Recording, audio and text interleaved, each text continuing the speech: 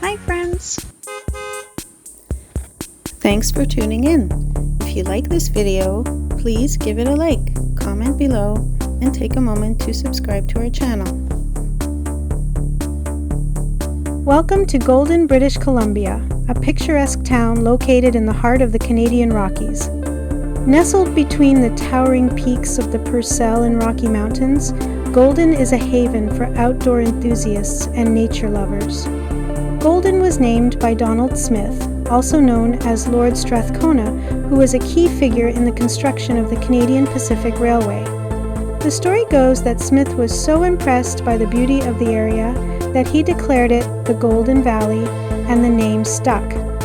Throughout its history, Golden has been a hub for logging and mining, but today it is best known for its stunning natural beauty and as a gateway to some of Canada's most iconic national parks, including Yoho and Glacier National Parks. The town's rich history is reflected in its charming downtown area, which features historic buildings and a variety of local shops and restaurants. Whether you're here to explore the great outdoors, learn about the town's history, or simply enjoy the friendly atmosphere, Golden offers a unique and memorable experience. Thank you for joining us on this tour of Golden, British Columbia.